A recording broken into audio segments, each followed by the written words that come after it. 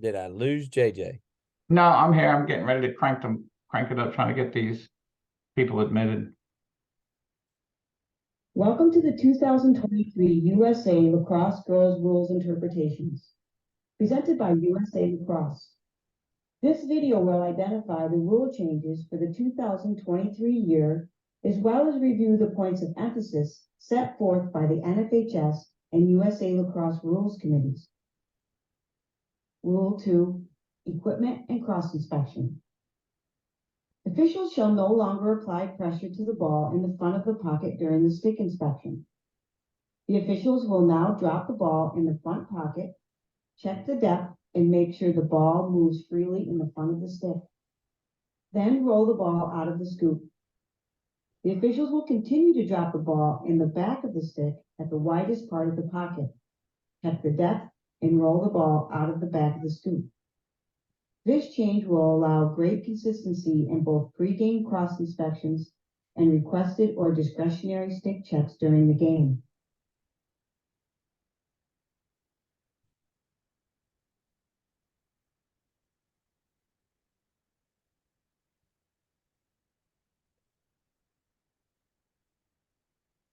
Rule 5-4 self-starts.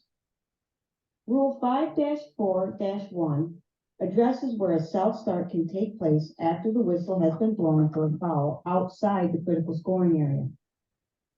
A player that has been fouled outside the critical scoring area may take the free position and self-start within 4 meters of the spot of the foul. Players must still pause after the whistle is blown for a foul outside the critical scoring area to acknowledge the official stop play for a foul.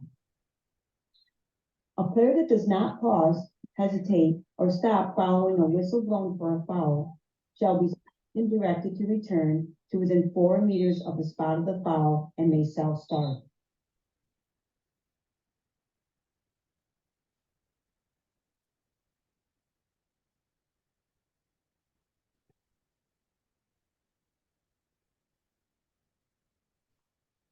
If the foul occurs just outside the critical scoring area, the restart must be outside the critical scoring area. In this example, although the foul occurred within 4 meters of the critical scoring area, the official must direct the ball carrier to move outside the 12-meter fan to self-start. Rule 5-4 self-starts.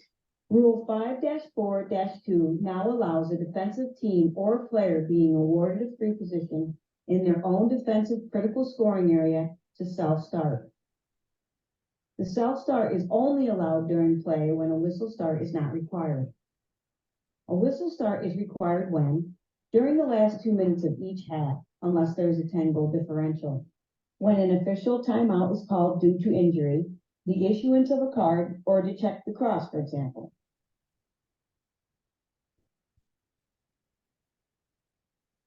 In this example, a charge was called on the blue team.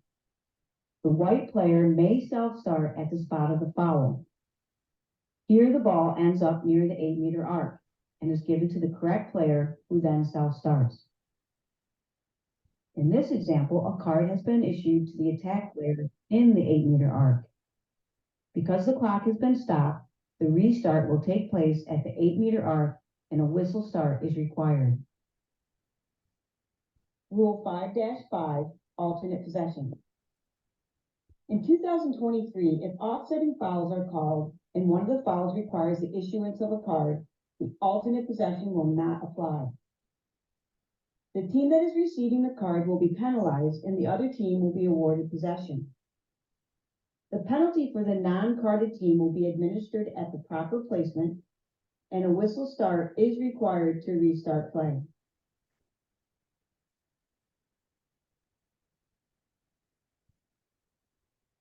In this clip, the low defender is following the player she is marking in front of the goal circle, but stops to defend the oncoming attacker, putting herself in shooting space.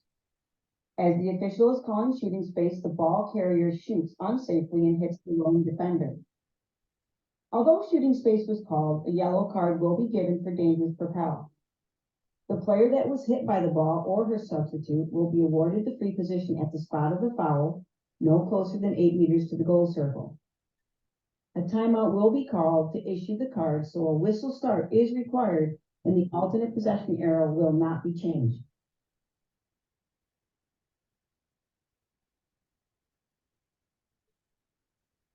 Rule 7, goal circle.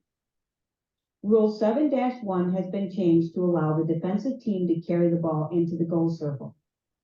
When a goalie or her teammate gains possession of the ball outside the goal circle, she may now carry the ball into the goal circle. If the defensive team had possession of the ball in the goal circle and the ball has been cleared, the ball must be played before it can re-enter the goal circle. This first diagram shows a boundary ball being awarded to the blue team. The goalkeeper restarts the boundary and may carry the ball into the goal circle. In the second example, a blue defender checks the ball out of the red player's stick. Blue gains possession. The blue goalkeeper leaves the goal circle, allowing the blue defender to carry the ball into the goal circle. Rule 10, penalty administration for 3 seconds. When a team is called for 3 seconds and the ball is above the goal line extended and outside the critical scoring area, the penalty will be administered at the 12-meter fan closest to the spot of the ball. In this scenario, the blue defender is not marking within a stick's length and is called for 3 seconds. The player with the ball, when the foul is called, is outside the critical scoring area. The ball carrier moves to the closest spot on the 12-meter fan, and the blue defender that was called for 3 seconds will move 4 meters behind the free position. A penalty lane shall be cleared and the ball is restarted on the whistle.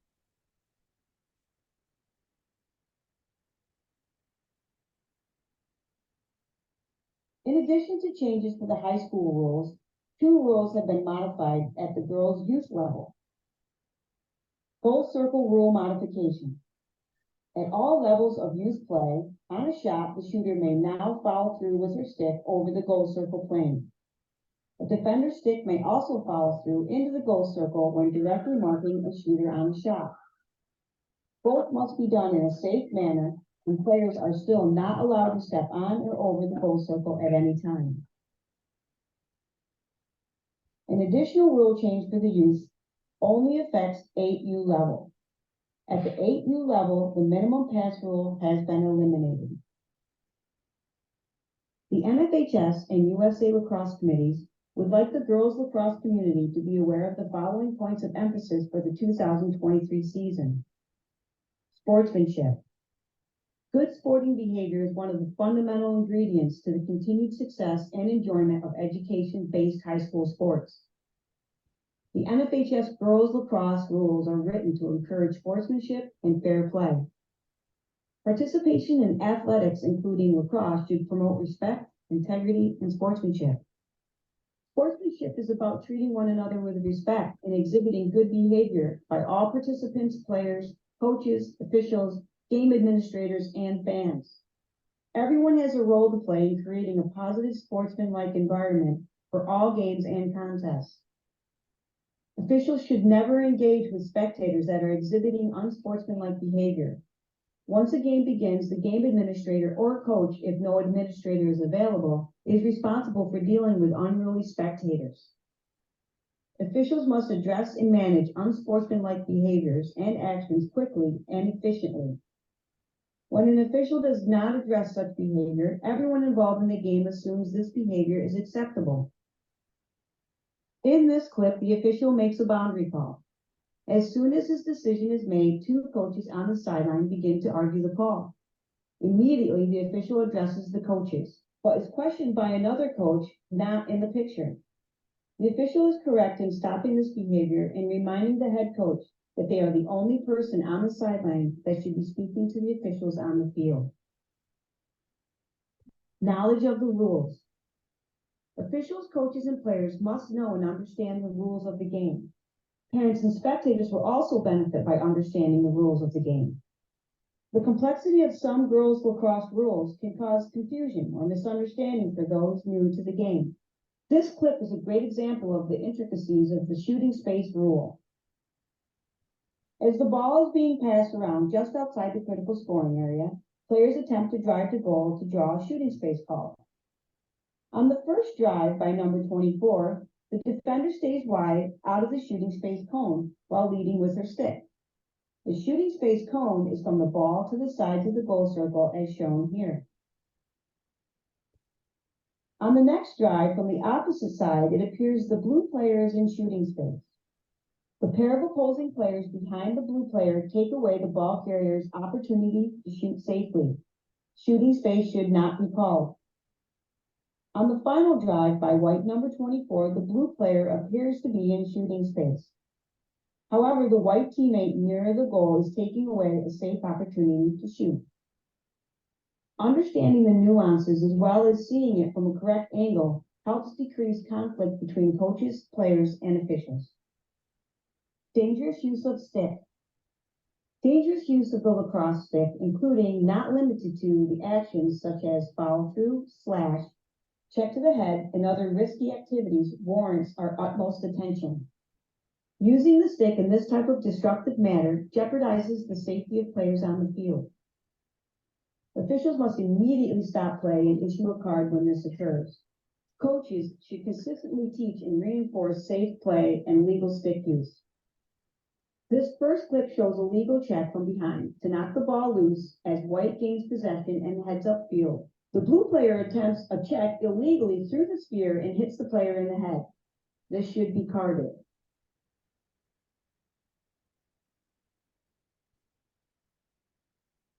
This second clip shows a player going for a loose ball and the defender illegally cross-checks her in the back. While the check is not hard, the player picking up the ball is in a defenseless position. The stick is horizontal and into her back. This should be carded. These next two clips appear less dangerous. However, notice where on the body of the ball carrier they are taking place. The first clip shows a defender waiting for the oncoming ball carrier. Although the defender appears to hold her stick steady, she subtly extends her arms into the upper chest and neck area of the ball carrier. Lastly, on this clip, as the ball carrier drives to goal, the defender makes a hard contact and holds the horizontal stick into the ball carrier's midsection. The force and placement on the ball carrier's body makes this very dangerous and unnecessary. To ensure the safety of players on the field and control the game, plays such as these should be managed with appropriate whistle tone and cards. The NFHS and USA Lacrosse Committees would like to thank you for watching the 2023 USA Lacrosse Girls High School Rules Interpretation. For more information about the rules, interpretations, memos, or more resources, visit Girls and Women's Rules-USA Lacrosse. Thank you and have a great 2023 season.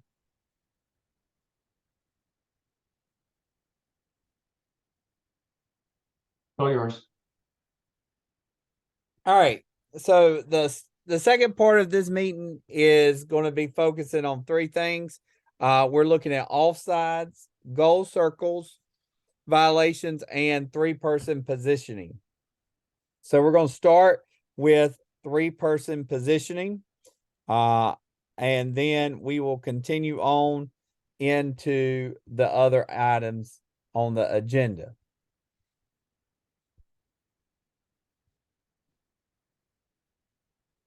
All right, can y'all see the PowerPoint? Yep. All right, here we go.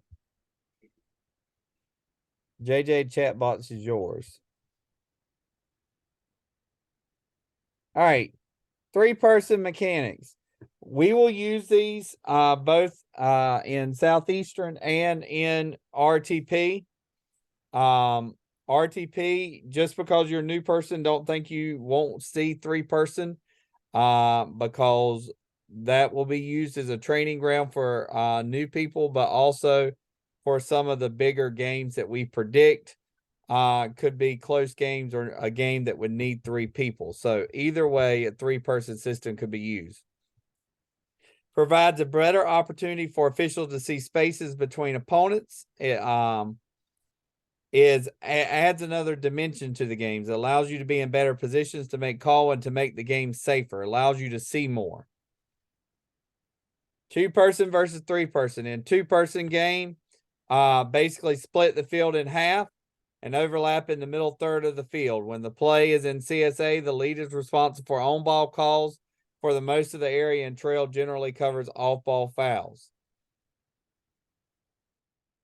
In the 3-person system, coverage is further defined. A or B serves as the lead for their end of the field when ball is in the CSA, and a deep trail in the opposite end. All right, so in situation B is the lead. C serves as the second lead and picks up the ball when it's on his or her side of the CSA. The C will be off ball or the second trail when the ball is on lead side of the arc. A is the deep trail responsible for all off-ball fouls. All right, so remember when you're looking at this, B, all right, in a 3-person system, B is the lead. Then you got the C, which is the single side, and then you have the trail, which would be A in this position. B's primary goals. They got a goal circle in line. A's primary sideline closest to the table. C, and A's other so that's A's primary along with the offsides line. C, you have your sideline. All right.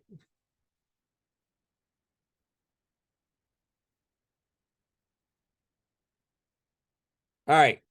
A, lead to her right side, trails the ball going to her left side, signal the goal to her right. All right. So the A person's going to, as we talked about, will rotate between the two. They will be either lead or trail, depending on what end of the field they're on. All right. Position A will lead to the right as in normal in a 2-person system and will serve as the deep trail when the ball goes to the B end of the field. This should be familiar. It's the same as 2-man.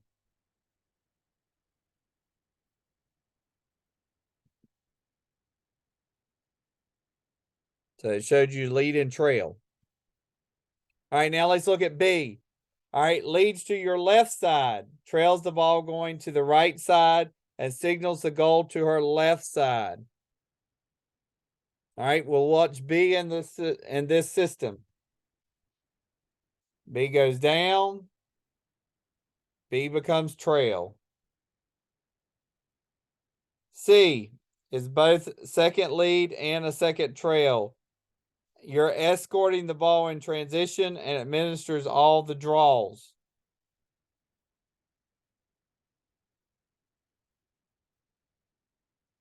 All right, so you can see where they go. All right, when you're looking at 3-person position, you should see more fouls.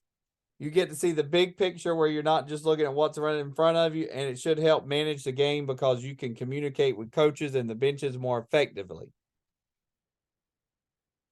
When we talk about big and small picture, look, getting wide so you can see the whole area. Big picture is your focus as a single official. The big picture should give you a wider view of the action around the ball. Notice the difference between the width of the vision and game coverage on each picture. On the left, the official is focused on the ball and 2 players. On the right, the official can see a wider frame and have a better understanding of what the play with the ball is doing, but also what the players nearby are doing.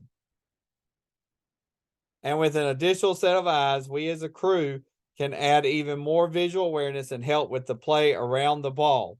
Our bigger picture here demonstrates that while one official is on ball, the other will be able to see those off-ball fouls that might be overlooked or missed in a 2-person system. Boundaries. All right, so let's see who calls what line. A's got the blue line, B's got the red line, C has the green line. So A has the end line on their side, and then they have the sideline when they are in the trail position. B has their sideline when they're in trail position and the end line whenever they are in the lead. And then C will always have the single sideline.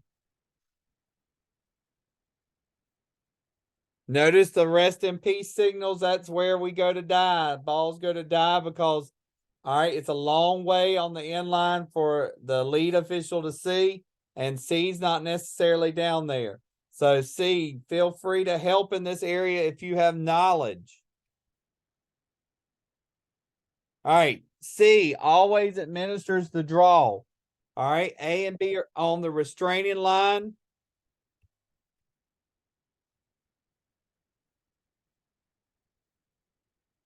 A and B is on the restraining line. And so they're going to first check the outside circle. That's a primary. And then they're also checking the restraining line to make sure no one's past it or they don't leave early.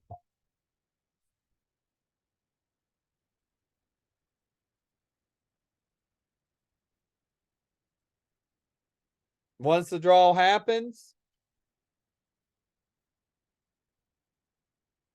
C's backing out to cover their side of the field.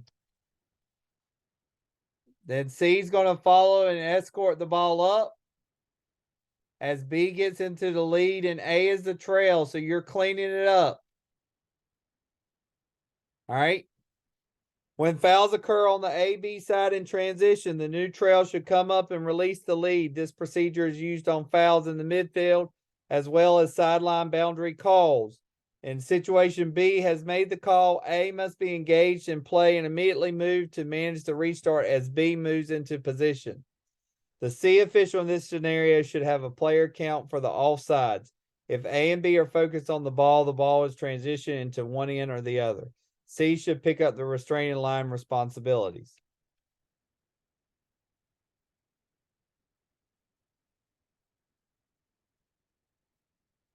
All right, monitoring play in the middle of the field. The ball is in the center for the restart. Who manages the restart? It kind of depends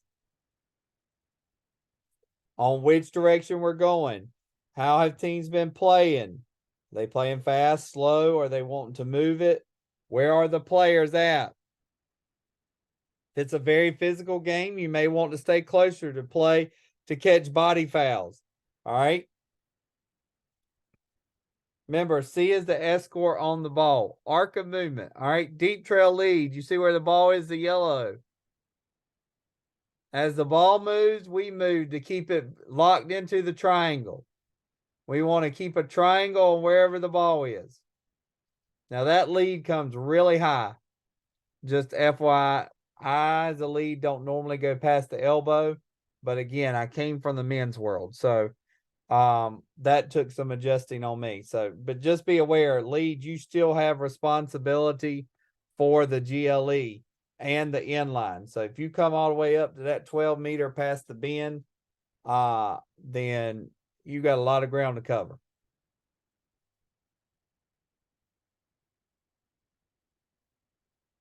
Lead's movement will be dictated by the ball.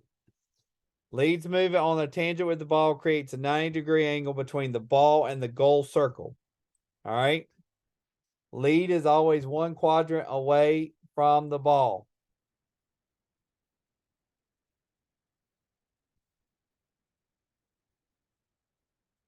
When the ball is below the goal line, the attacking player is moving around the goal circle toward the lead. The lead will drop below the GLE and allow the ball to pass in front of her and then quickly get back on tangent with the ball.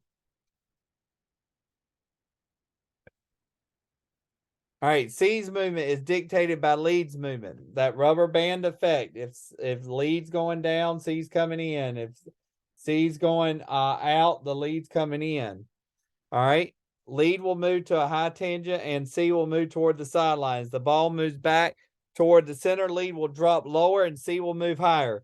C will allow the ball to pass in front of her and then adjust to the space between the players. All right, deep trail movement is much smaller, moving from the first to the second inside hash. Deep trail will move as C, but will also move to see through the play to see the players down low who may be in shooting space or committing 3-second violations. Also remember, deep trail has offsides.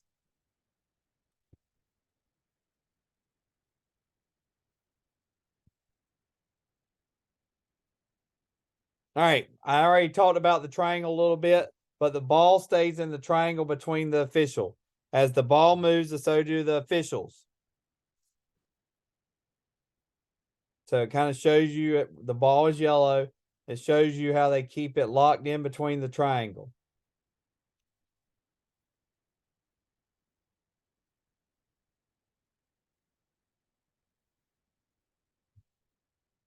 Officials positioning it is based on constantly changing plays rather than being in a particular place on the field. All right. We must be clear that there is not one spot that you have to always be. It depends on where the ball is. Position and responsibility demonstrate on this presentation may flex according to live play. All right. We're just trying to give you a basic idea of where you're supposed to be. All right. This is kind of showing you some coverage areas. All right. Each official has specific responsibilities with each changing of position of the ball in the CSA. The lead, on ball fouls, goal circle fouls after the shot. All right. Fouls after the shot, it's got to be in your zone. Lead, mainly your focus is on that goal circle and that ball when it's going on the line.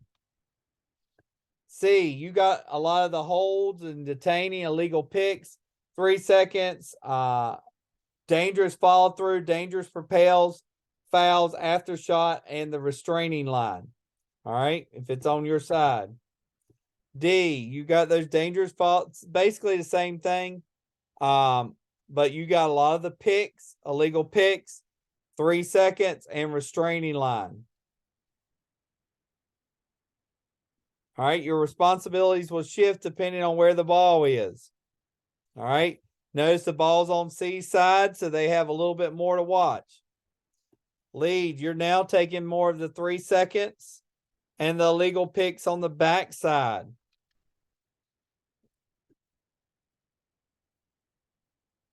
All right, inline and most restarts below the goal line extend will be the lead. Again, C's, you will help out when it's in that dead man's land if you can, or trails. Deep trail will cover A and B sideline. All right, when it's inside the restraining area. C, you'll cover the sideline and some of the restarts.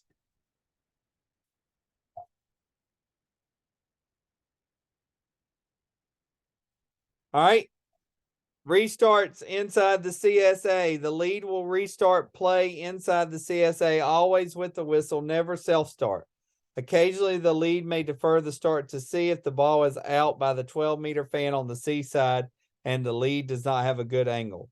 Always look at your partners as you manage restarts anywhere on the field. Make eye contact before you initiate whistle restart. Hey, the lead's got most of the whistles. Lead, position yourself where you can see it. Hey, and nothing else, you need to be seeing to the C's eyes and the trails so that you can before you start it, you need to make eye contact to make sure they're ready. Again, a lot of time you're gonna see me hands. I will give you a stop sign, say I'm not ready, or I'll just put a hand to the side to say I'm ready and give you a thumbs up. Just you and your team work that out so that they know you're ready. The lead knows when you're ready to start. All right, remember inside the CSA, no self starts. On the offense, the defense can self-start. That's a new rule. This is an old slide presentation. So the defense can restart inside the CSA. All right. Only time that's different is whenever we're in the last 2 minutes of the game. Because it's in the CSA, we're stopping the clock.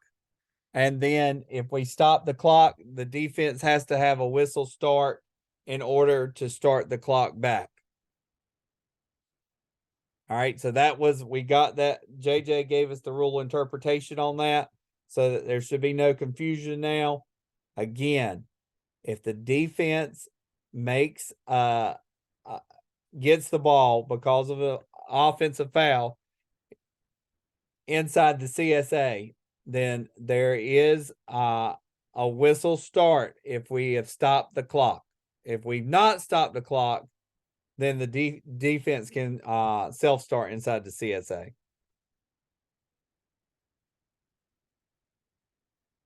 All right. So here's some three-person pre-games. Talk about the CSA, 8 meters. Again, what's your sign to say I'm ready to go in the trail? All right. How you're going to rotate. All right. Now, when we look at and how we're going to communicate with coaches. All right. The draw. All right. In the CSA, between the C and the trail and off ball responsibility. The draw, we got to make sure we're counting proper number of players before the draw. Players on each side watching for early entry.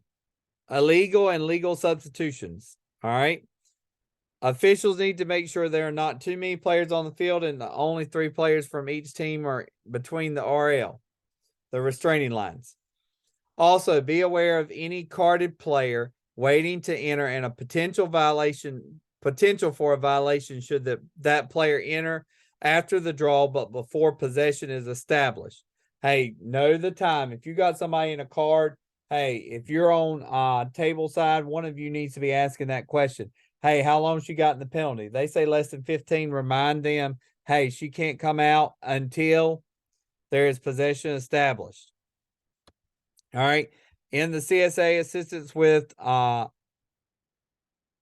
starts in line. Make sure you know that. Between C and trail, restraining line coverage, middle of the arc coverage. All right. And then you always, as all off ball in transition. All right. Communication. Some of the things you want to talk about in your pregame. Double whistles and restarts in shared areas. Look to the partners. Manage restarts. Eye contact inside the CSA. Boundary calls. Foul during and after the shot. Boundary covered. Deep trail covers boundary in the attacking area. Restraining line. The pickup and handoff between C and the deep trail and setting up offsides fouls. All right.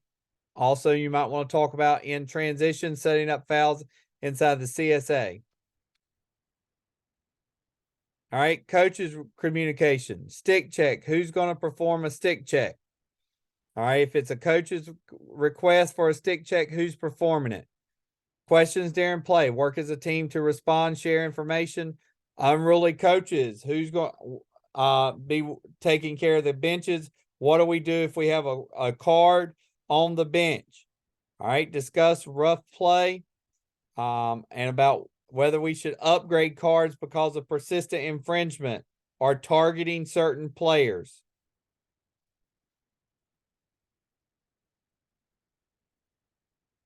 All right.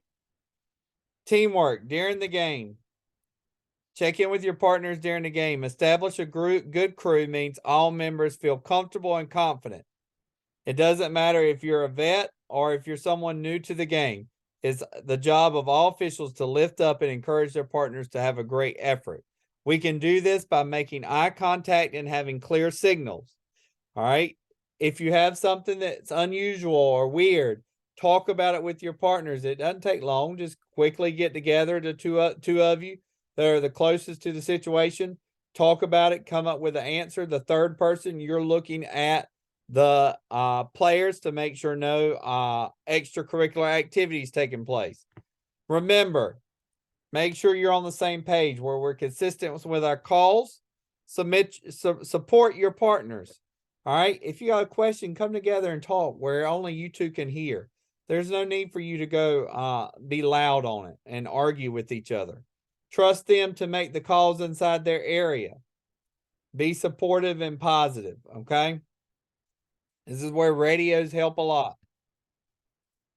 All right. Post game, we talk about the unusual incidents. What could we have done better? What did we do great?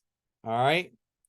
Make sure, hey, especially if you're on, everybody should do a little post game just to follow through.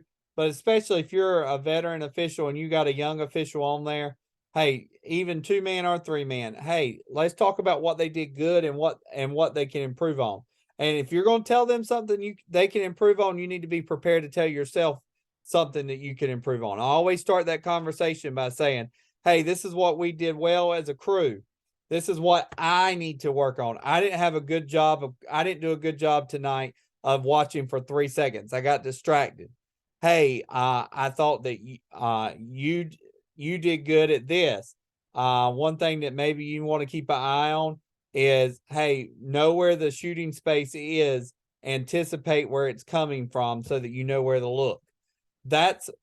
We're all trying to get better. And ask the new person, hey, what did you think we as a crew did well on? What do you think I need to work on as a veteran official? Let them tell you what they think you need to work on. All right, because we all need to be striving to get better. And when we engage each other in that, we are getting better. But if we just leave and just say nothing, nobody's getting better. So have that post-game discussion, okay? All right, teamwork divides the task and multiplies the success is the quote that U.S. Lacrosse ended this presentation with. Hey, in a 3-man or a 3-person or 2-person crew, hey, work together, make sure that each other succeed. All right, that's an overview of 3-person mechanics. Any questions on 3-person mechanics?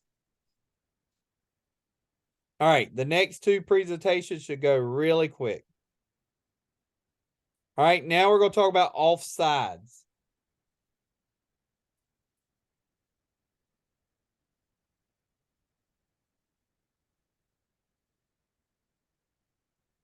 All right, offside fouls.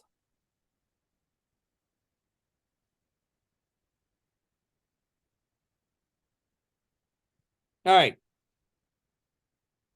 Whew. All right, the restraining line is 30 yards from the goal line. When the ball is in a team's offensive area, the attack must have no more than 7 players below the restraining line. It's a thing that we use in the men's game. We count forward. When the ball is in a team's defensive end, the defense must have no more than 8 players, with one of those players being the goalie.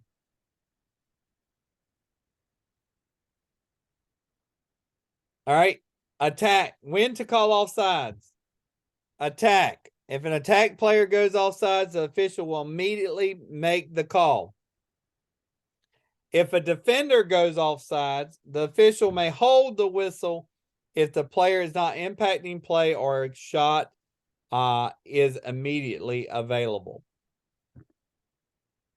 All right, defenders we hold up. Let's see if advantage plays on. If they lose the advantage or come into a set piece and the defender's involved, then that's when we call it. All right, offsides versus early entry. Different signal, different foul, different administration. All right. Early entry fouls occur only on the draw and is a minor foul. Offsides is the result of too many players below or above the restraining line during play. Offsides requires a timeout and a whistle to restart the play. Why does it require that time? Because we got to reset, get the players back legally, and then we go from there.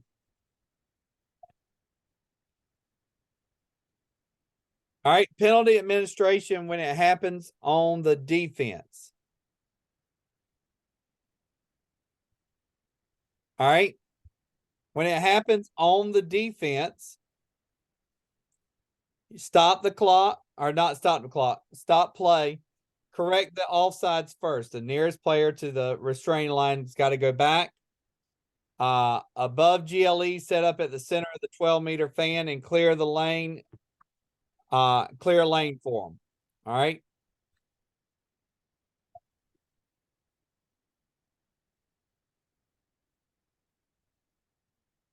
All right. A defense again, but this time it's inside the CSA. All right. stop play, correct the offsides first. Nearest player go to the RL goes back. And below GLE, you set up on the nearest dot. All right. Remember, the closest opponent's got to get 4 meters behind.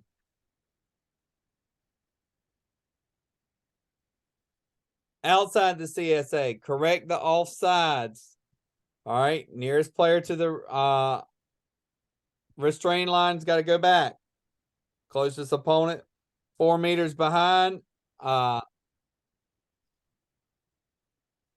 Then you continue with play.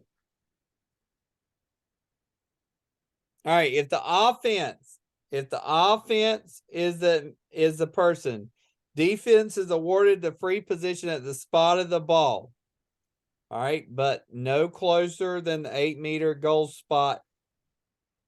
This slide's old, and I'm gonna say it this way. From my understanding, and JJ, you can hop in on this. But from my understanding with the rule change this year, it's a defense gets it from the spot right there on an offsides. If it's inside the 8, they get it from right wherever you caught, right where the ball is. Is that your understanding too, JJ?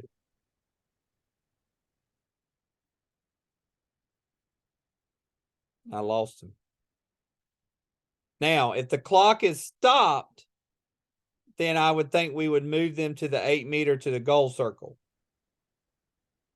8-meter from the goal circle. JJ, is that the correct ruling for that you have? I'm gonna assume yes, but Okay. that's a great question. Because the defense is getting the ball inside the CSA, so the same rules would apply.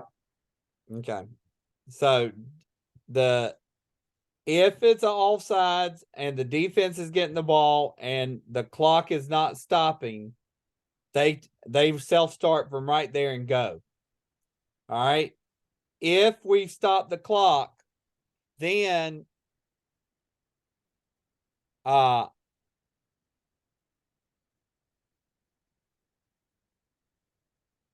would be an official's timeout to reset. correct. And I keep saying stop the play. It's called, you got to stop the clock. All right. Any questions on that? Because that's a new rule. As it says, reminder down here, call timeout to administer the penalty. But defense, my understanding from the new rule, we're not calling timeout. We're not administering this penalty. They are picking up the ball and going. It's a self-start. So that's the understanding of the new rule I have, is that that's going forward. I will let you know in our Monday emails if that changes with guidance from US Lacrosse. All right. Again, this is the offensive on the offensive side. All right. Look, we just if it's inside this, we're just letting them pick it up and go. The chat's blowing up, so Let me take this a second, John. all right. All right, on page 51, it is I'm going to read to you from the well, let me share the screen. All right, I'll give you the screen back.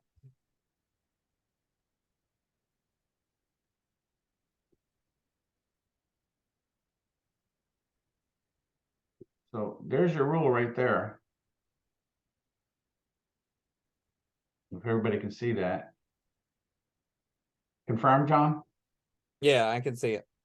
Okay, if the attack is offsides, the closest defensive player to the spot of the ball will be awarded the free position at the spot no closer than 8 meters to the goal circle. So if they're inside the goal circle, they would have to come up to the 8-meter. Right? Or the goal circle. Correct. If the ball is in critical scoring area below the GLE extended, the penalty should be administered from the closest dot.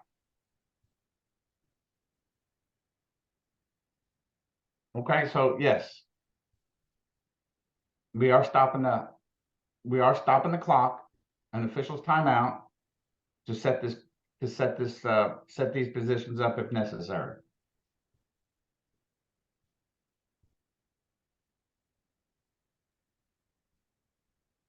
Now, my question runs into the new rule says foul. Offsides by definition is a foul. I understand, but this is the 2023 rule book.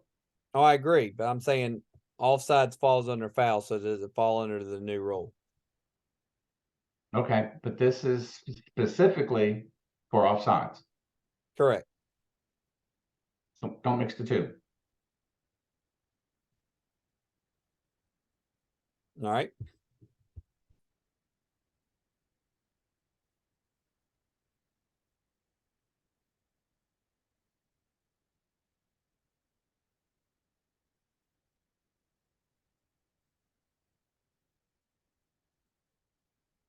Okay. All right.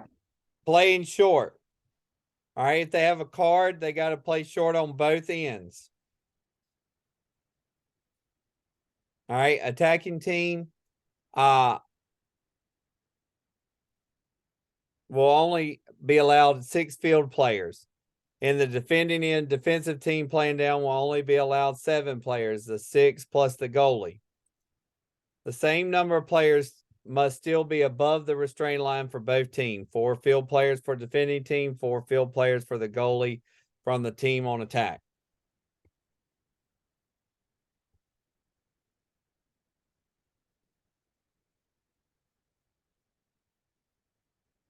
All right, on offsides, here's your big thing for offsides. Take a picture of it. When you start saying, hey, this looks weird, take a picture. Yes, Mike made a good point. Many teams offsides is if they got a card, a lot of the times, if they're playing down because of a card, that's when the offsides will occur. Also, I'm gonna tell you, offsides in a 3-man is a whole lot, or 3-person is a whole lot easier to get than in a 2-person. Your sign for an offsides in a 2-person normally is they're offsides, they're offsides, they're offsides. Hey, that they'll start yelling it. A player, you'll see a player dash back, remember that player, and then count what's in front of you. All right. And if they have too many, when you counting players, counting that player who made a run back, you have offsides.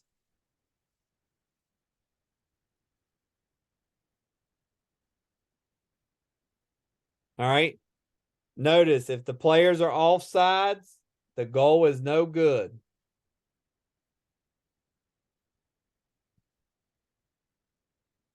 Any questions on that one?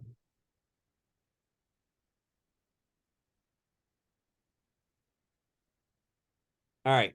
Now we're going to go over to the final thing, which is goal circle violations, and we will be done. But JJ, why don't you go ahead and talk about expectations and everything for a minute? Let me get that slide pulled up. Okay. Expectation. I expect everybody to do a good job. Okay. Right.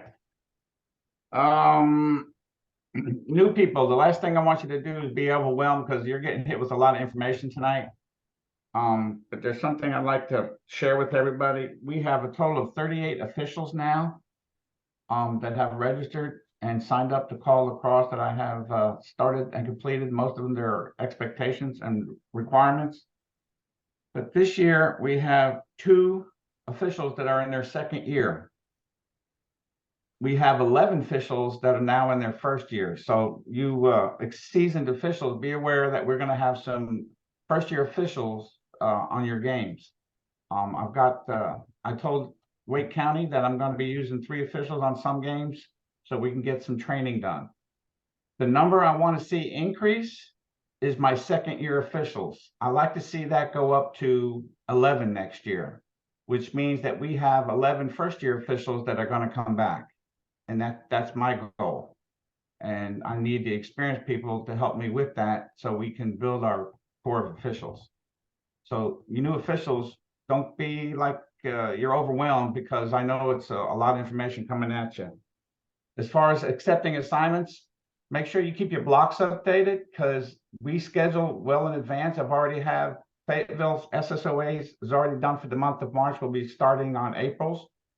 So it's important that officials keep their blocks updated. We only did the first 2 weeks in March for Research Triangle Park because we still have schools putting in games and we still have officials trying to set up their blocks. If you have to turn back a game, I totally understand. You can just, I know it asks you for a reason, so you can just put down spouse, family, work, or all of the above. I did get a chuckle because I don't have much time to read those things, but somebody did put down all of the above, which meant he really messed up. Blocks, turnbacks, accept your games when you can. If you need more time, and I know you need more time, because I know there's some basketball officials that I've already discussed with Greg Fogelman that he's going to grab some of you guys. He already told me who's going to get games and who's not, but if you happen to get a game with it for another association or something, just let me know. I'll take you off. I have no problem taking people off games. Schools understand that we are short of officials and they are working with us. So for you new guys, that when John is done, if you want to stay on afterwards and have a Q&A session, I'm welcome to do that. Okay, you, John. And I forgot to mention my disclaimer at the beginning. For those of you who are not used to hearing me much, the way this is set up, hey, we do boys right before girls. And so if I mess up a boys rule versus a girls rule, don't let me make that mistake. I don't have my normal 10-minute time frame to flip over and cut my brain off from the boys world. So please don't let me, I do not mind you saying, hey, John, wake up. You're in the girls game, not the boys game. My brain sometimes doesn't flip that switch and just automatic sometimes. All right. Goal circle. And this is one of the things that Michelle always taught me. The goal circle is a cylinder. Attack player cannot step into the goal circle anytime. All right. The opposing players may not reach through the wall to attempt to play a goalie working to clear the ball. All right. Make sure you're aware of the illegal pressure and the possible interference. It is a goal circle violation. All right. Attack players can follow through the plane on a shot, but cannot step on the line. All right. If they follow through, we've got to look at,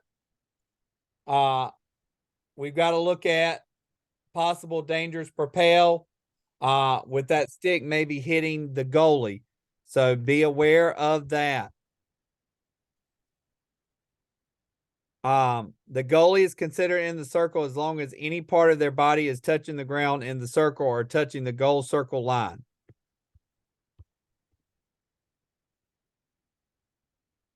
All right. No field player can step on the goal line. The circle belongs to the goalie. All right. Shooting motion must be initiated from outside the goal circle. But again, the cross can follow through into the goal circle.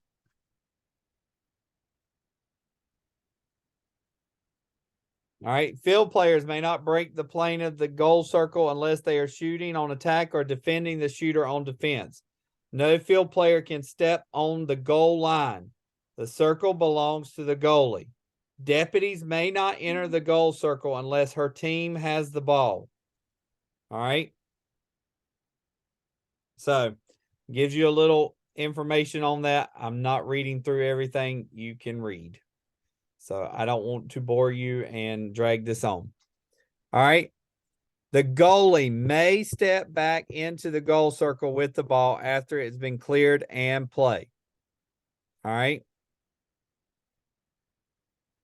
She doesn't have to throw it in and follow in after it. So she doesn't have to roll it in and then go get it. She can step right back in. All right. Goalies can rake.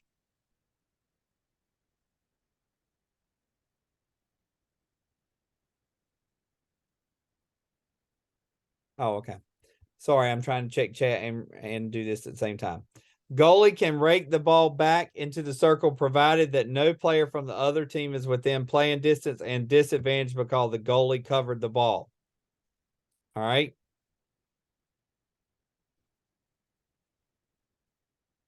but 1 foot has to stay inside the goal circle.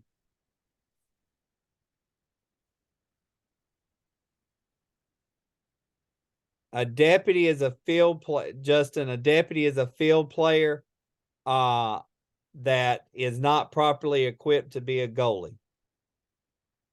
But they go inside the goal circle with the ball to set it up.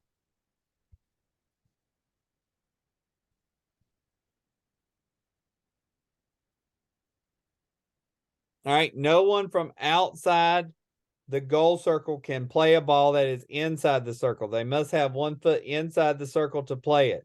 If the goalie leaves the circle to allow a teammate to come in and pick up the ball, the teammate has to have 1 foot in before they can play the ball inside the circle.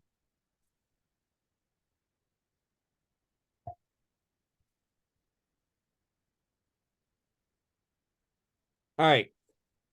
The goalie or the deputy has 10 seconds to clear the ball from the goal circle. The 10-second count begins when the ball enters the goal circle, not when the goalie or deputy picks it up. Demonstrate proper count. All right, so we're looking at it. Get it up where they can see it. Preferably do it toward the bench where they can see it. Arms wide and high enough to be seen by the sideline. All right. Start the verbal count at 5 and get louder as the count gets closer and closer to 10. All right. If the official counts or signals with the arm 10, it's a goal circle foul.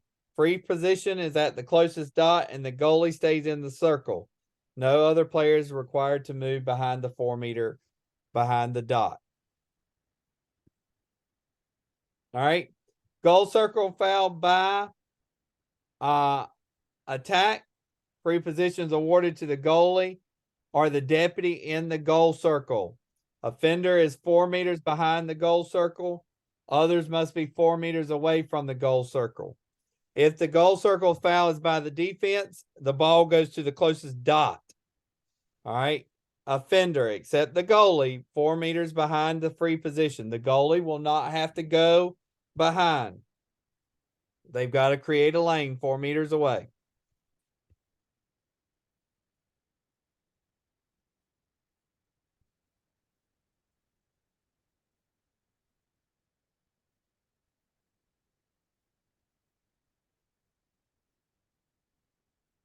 All right. Ken had a question. Let me see what it is because I was looking at the slide.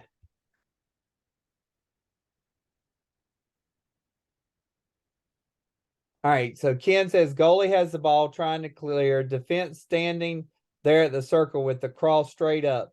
But if the cross angles into the goal circle, that's a foul because they're in the goal circle. Because remember that cylinder goes from the ground to the heavens.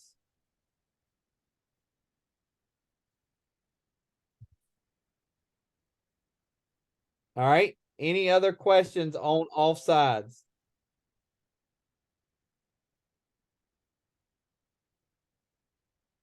I mean, not on offsides or goal circles.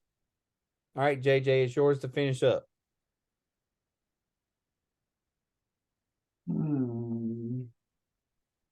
Okay.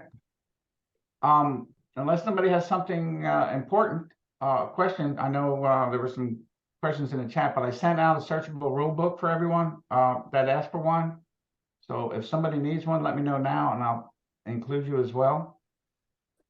If the new people would like to stay on and do a Q&A with me about this, that, or the other, you're welcome to. But if you're done, I'm done. And thank you all for participating. Hey, Chuck Gwen's on.